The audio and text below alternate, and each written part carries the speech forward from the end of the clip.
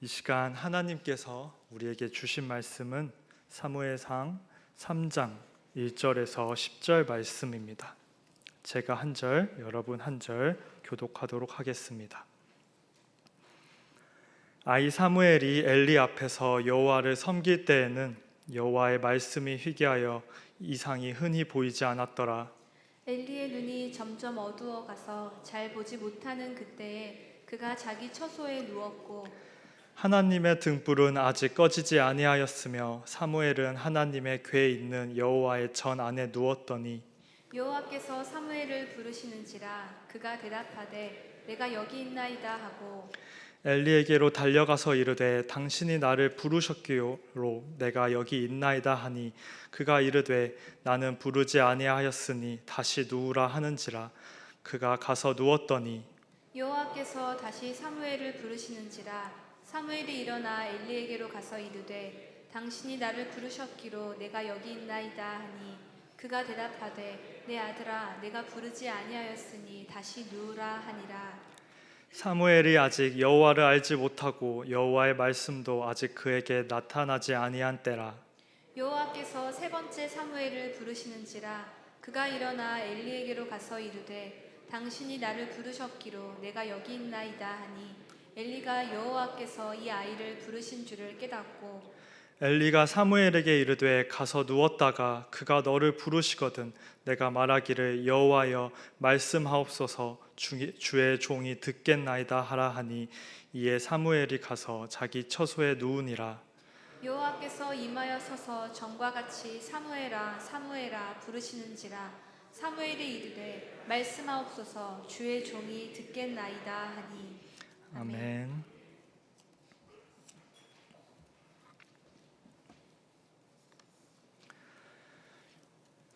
여러분은 눈물이 많으신 편이십니까? 저는 울고 싶을 때 잘 울지 못합니다. 그래서 때로는 답답할 때가 많습니다.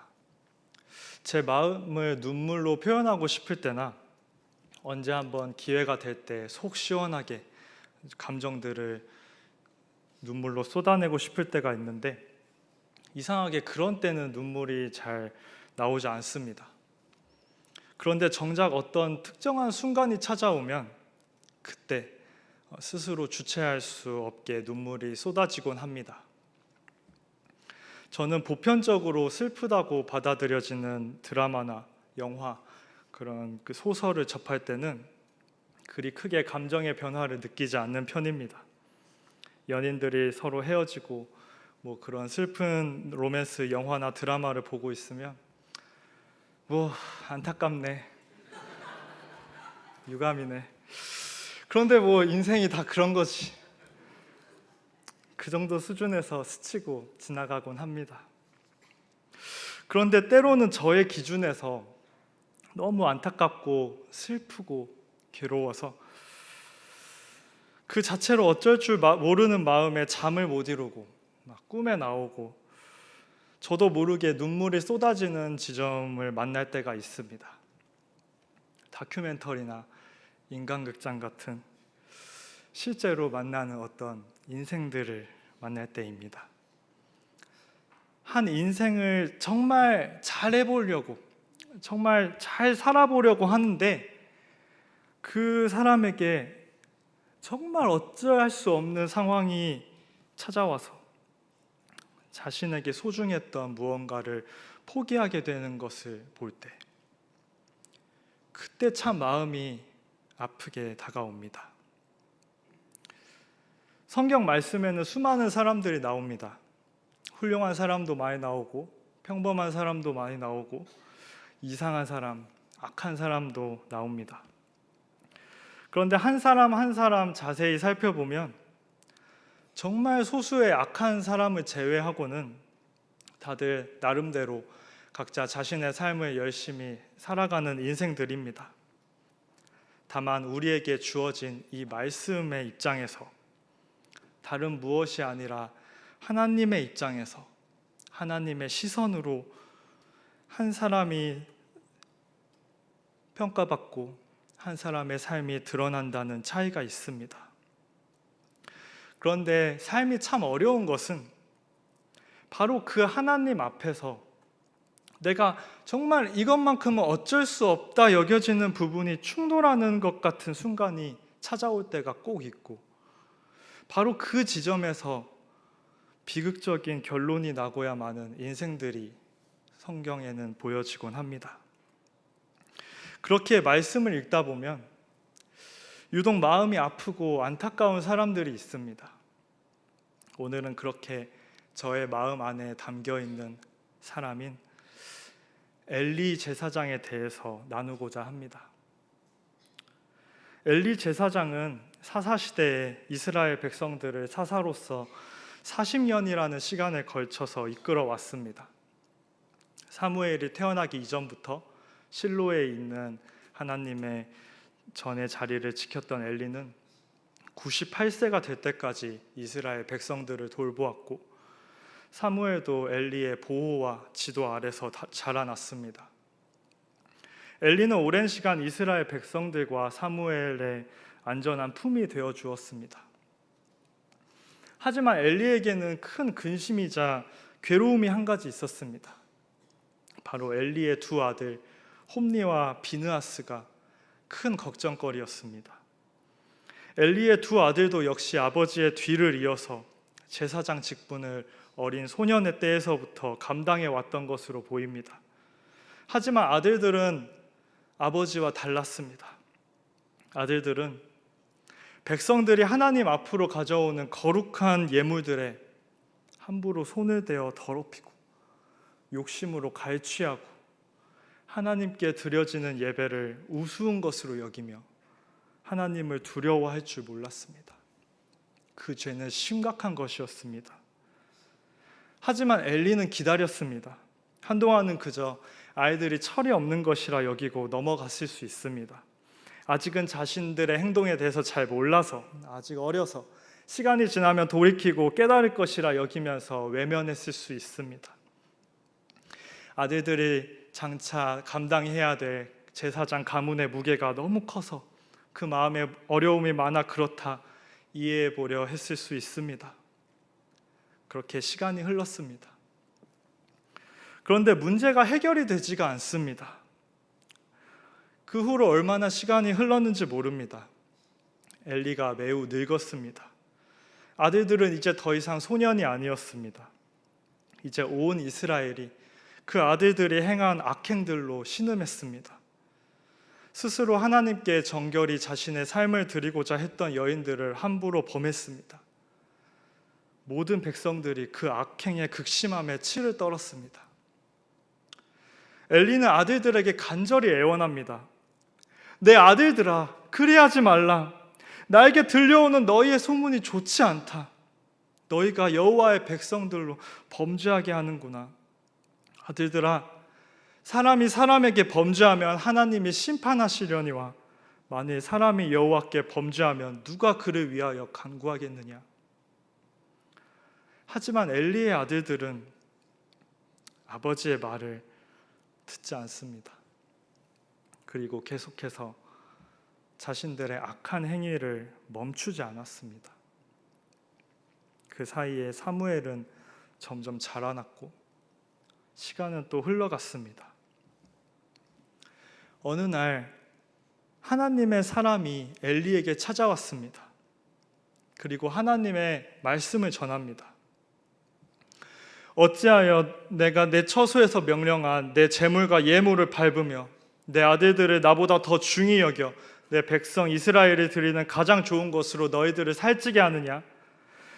내가 전에 내 집과 내 조상의 집이 내 앞에 영원히 행하리라 하였으나 이제 나 여호와가 말하노니 결단코 그렇게 하지 아니하리라. 나를 존중히 여기는 자를 내가 존중히 여기고 나를 멸시하는 자를 내가 경멸하리라.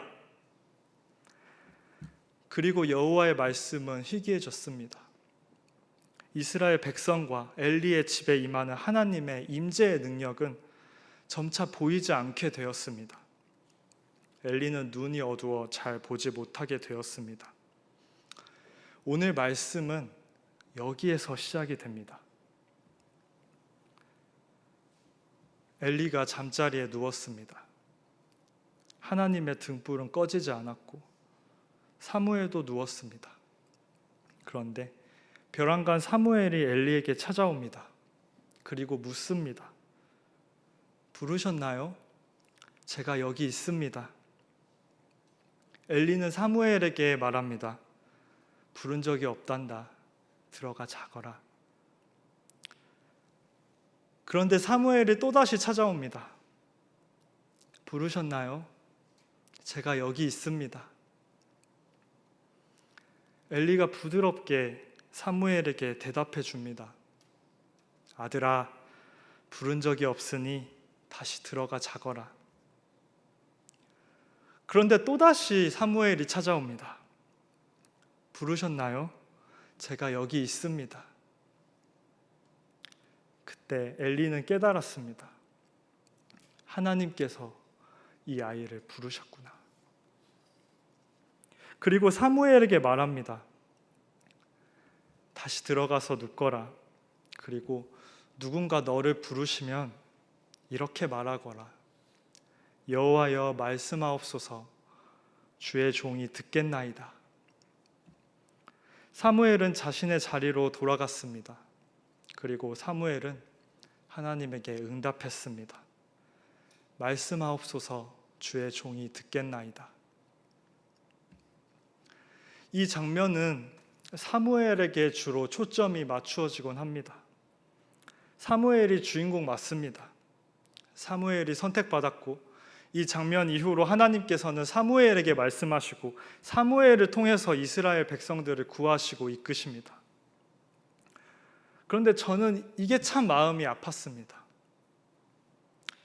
엘리에게 아들들이 있는데 그 아들들이 약한 것이 엘리의 죄가 되고 엘리와 하나님 사이의 관계가 끊어지는 이유가 되는 것이 참 잔인하게 여겨졌습니다. 엘리도 노력했지 않습니까? 아들들을 꾸짖고 훈계하고 바른 길로 인도하려고 했는데, 잘해 보려고 했는데 그 아들들이 악한 것을, 그 아들들이 말을 듣지 않는 것을 어떻게 합니까? 사실 누구보다 마음 아팠던 것은 하나님과 아들들 사이에서, 백성들과 아들들 사이에서 끊임없이 죄인 돼서 고개 들지 못해야 했던 아버지 엘리 아니겠습니까? 엘리는 다른 무엇이 아닌 자신의 자식 때문에 모든 것을 잃어갑니다. 백성들을 다스릴 판단력도, 거룩한 가문으로서 백성들에게 받던 존경과 사랑도, 그리고 하나님으로부터의 은혜와 이끄심도 잃어버립니다. 하지만 무엇이 소중하냐의 문제를 두고서 그럼에도 자녀에 대해서 포기할 수 없었던 엘리의 마음이 저에게는 엘리의 삶에서 어찌할 수 없었던 부분으로, 선택의 문제가 아니었던 부분으로 여겨져서 마음이 아팠습니다. 어쩌면 엘리는 억울한 입장마저도 자식을 향한 그 마음 하나로 다 감당한 사람이 아니겠습니까? 그런데 참 묘한 것은 사무엘도 이후에 이스라엘 백성들을 사사로서 오랜 시간 다스렸고, 사무엘에게도 요엘과 아비야라는 아들들이 있었습니다. 그리고 그 아들들도 사사가 되었고 백성들을 다스렸습니다. 하지만 아버지와 달리 그 아들들 역시 악했고, 이스라엘의 모든 백성들이 사무엘에게 나아와 항의하기에 이릅니다. 사무엘에게도 자기 자식의 문제만큼은 어찌할 수 없었던 영역이었습니다. 그런데 사무엘과 하나님 사이의 관계가 끊어지지는 않았습니다. 도대체 엘리와 사무엘은 무슨 차이가 있었습니까?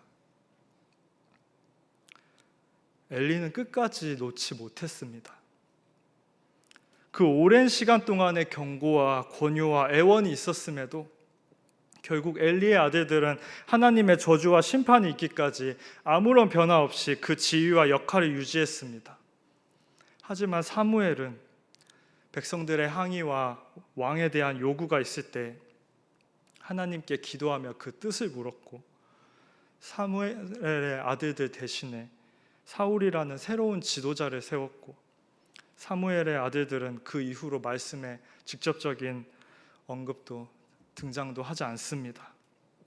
정말 안타깝지만 차이가 있었습니다. 그리고 그 차이가 결정적이었습니다. 하나님께서는 엘리를 향해 말씀하셨습니다. 어찌하여 내 아들들을 나보다 더 중히 여겨 내 백성 이스라엘이 드리는 가장 좋은 것으로 너희들을 살찌게 하느냐.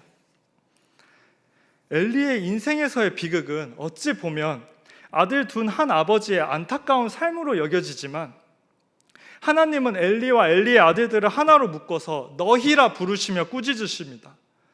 오랜 시간 동안에 거친 그 엘리의 주저함 가운데에는 결국 엘리 자신이 무엇을 사랑하는지, 무엇을 위해 자신이 살며 무엇의 소리를 듣고 무엇을 보며 사느냐, 그 문제가 담겨 있었습니다.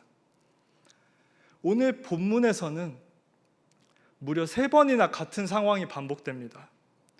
사무엘이 계속해서 엘리의 앞에 나아옵니다. 당신이 나를 부르시기로 내가 여기 있나이다.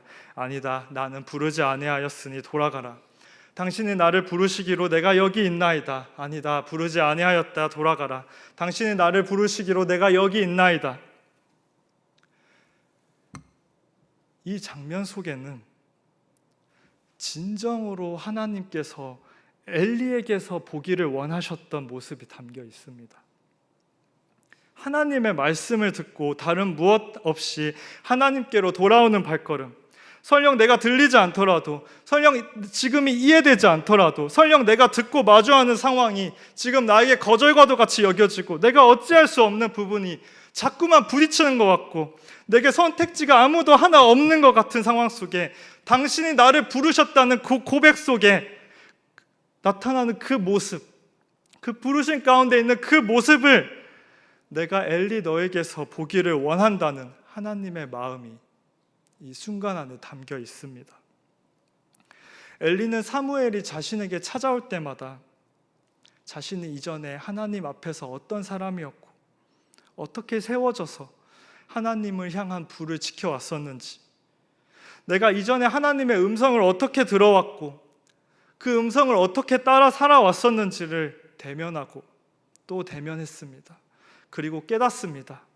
아, 이제는 하나님께서 이 아이에게 말씀하시는구나.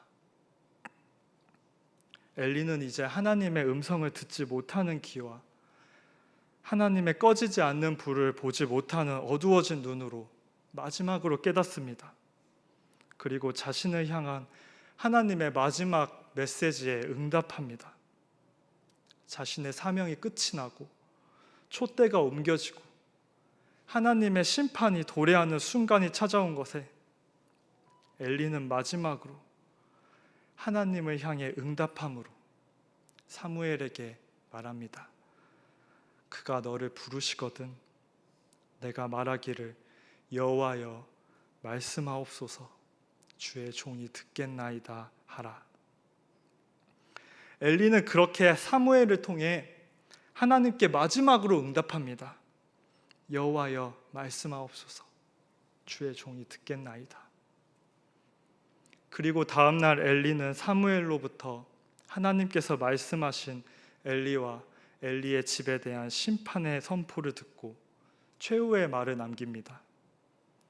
이는 여호와의 신이 선하신 대로 하실 것이니라. 하나님께서는 아론의 자손들에게 성소에 등불을 밝혀두고 언제나 꺼지지 않도록 지키도록 하셨습니다. 그리고 그 불은 하나님께서 사무엘에게 말씀하시기 전까지도 타오르고 있었습니다. 엘리 평생에 하나님의 불은 꺼지지 않았습니다. 하지만 엘리의 눈이 어두워 그 하나님의 꺼지지 않는 자명한 불을 보지 못했습니다. 어느 순간부터였는지 모르겠습니다. 어느 순간부터 하나님의 불은 엘리에게 이전에도 그러했고 앞으로도 그러할 그저 그런 당연한 불이 되어버렸습니다. 하지만 항상 하나님은 엘리 앞에서 아직 꺼지지 않은 등불로서 늘 엘리를 부르셨습니다. 사무엘아 사무엘아 3번 부르신 거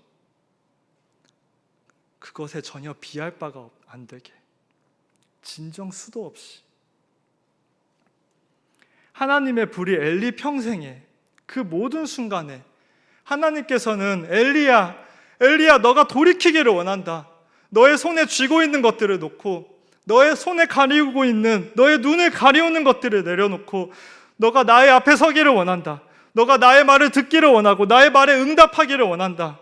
그렇게 하나님은 말씀하셔왔고 기다려왔는데, 결국 엘리는 자신의 마지막 순간에 이르러서야 이제는 하나님께서 사무엘을 통해 말씀하시는 것을 보게 되고, 그것이 하나님의 심판이라는 아픈 결론을 듣게 됩니다. 여러분, 우리에게 소중한 것이 있습니까? 그런데 혹시 그것이 하나님을 보는 눈을 가리고 하나님의 음성을 듣는 귀를 막아버리고 하나님에게 향하는 발걸음을 올가매고 있지는 않습니까? 하나님과의 관계에 있어서 하나님, 제가 이것만큼은 어찌할 수가 없는데 왜 꼭 이것이 당신과 저 사이에 걸림이 되어야 합니까? 그렇게 묻게 되는 것들이 있습니까? 다른 것은 다 괜찮은데 꼭 이거여야만 하겠냐는 그 기도에 하나님을 향한 억울하고 서운한 마음이 있으십니까? 마음이 아픕니다. 하지만 그럼에도 우리가 하나님을 진정으로 믿기를 원하고 하나님께서 부르실 때 응답하기를 원합니다. 우리가 응답하는 그 과정이 아브라함이 아들 이삭을 데리고 산을 오르는 그 발걸음과 같이 마음이 찢어지더라도, 우리가 응답하는 그 과정이 내가 부서지는 한이 있더라도 나를 축복하소서 매달린 야곱의 처절함을 담더라도, 우리의 응답하는 그 과정이 모든 것을 내려놓고 내가 죽으면 죽으리이다 응답했던 에스더의 입술을 담기를 원합니다. 하나님의 등불은 아직 꺼지지 않고서 우리의 앞을 비추고 있습니다. 우리가 주님의 음성을 듣기를 원하고 주님의 말씀을 따라 걸어가길 원하고 주님이 부르시는 자리에 서 있길 원합니다. 그리고 선포하기를 원합니다. 슬픔의 소리가 아니라, 애통함과 후회의 소리가 아니라 기쁨과 감사와 소망을 담은 소리로 하나님께 응답하길 바랍니다. 주여 말씀하옵소서. 주의 종이 듣겠나이다. 기도하시겠습니다. 사랑하는 주님, 저희가 주님의 슬픔이 되지 않게 하여 주시옵소서. 우리를 불쌍히 여겨 주시옵소서. 주님의 등불이 우리의 앞에 꺼지지 않음이 당연한 것으로 여겨지지 않게 하옵소서. 삶에서 주님보다 더욱 소중히 여겨서 놓지 않는 것들을 내려놓게 하여 주시옵소서. 주님의 목소리를 듣기를 원합니다. 주님, 말씀하여 주시옵소서. 저희가 듣겠나이다. 예수님의 이름으로 기도드립니다. 아멘.